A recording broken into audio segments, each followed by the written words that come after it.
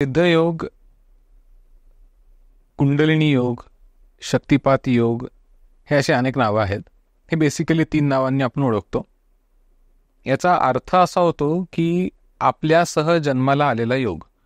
आपण जसे जन्माला आलेलो आहोत तर आपल्याबरोबर एक शक्ती निर्माण होते किंवा आपल्या आतमध्येच ती असते आणि मग तिला चालना मिळते. आपण जन्माला येतो तेव्हा आपण एक ऊर्जेचं तत्व असतो. सिद्धयोग आणि सिद्धयोगी हे जे मी नावाच्या आधी लावलं जातं, तर यामागचं कारण हे नाही की मला अनेक सिद्धी प्राप्त आहेत आणि मग मी हे सगळं करतोय. बऱ्याच जणांचा हा समज आहे.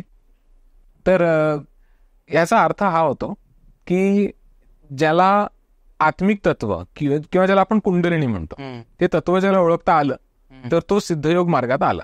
आणि जो कॉन्स्टंटली कुंडलिनी ऊर्जेच्या सानिध्यात आहे, कुंडलिनी शक्तीची अनुभूती घेतोय आणि त्या कुंडलिनी शक्तीच्या अनुभूतीनुसार स्वतःला एनर्जायझिंग करणे किंवा एनर्जी न्यूट्रलाइज करणे, इतरांना हिलिंग प्रोव्हाइड करणे. आणि हिलिंग म्हणजे असं नाही की फक्त चक्रांमार्फतच. ओके, बऱ्याचदा बोलण्यात नाही होतं.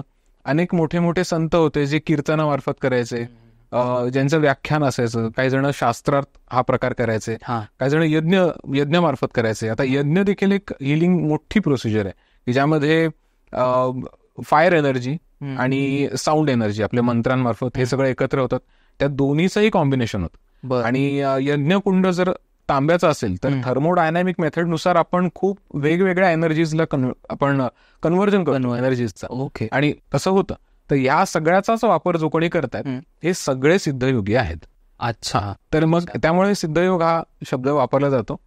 आणि याचा मुख्य उद्देश हे की कुंडलिनी जागरण. म्हणजे सिद्धयोगी किंवा कुंडलिनी योग असं आहे, म्हणजे किंवा शक्तिपात योगी असे काही लोक नाव देतात.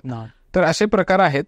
आणि आपल्या संप्रदायानुसार, आदिगुरु संप्रदायानुसार शक्तिपात दीक्षा आपण देत नाही. शक्तिपात हा करण्यासाठी, म्हणजे मी हे सांगण्याचं कारण हे की बऱ्याच जणांची ही समज होते की मी केवळ कुंडलिनी ऊर्जेसाठी किंवा कुंडलिनी जागरण करण्यासाठी शक्तिपात दीक्षा देऊन मग मुक्त करतोय, असं नाही.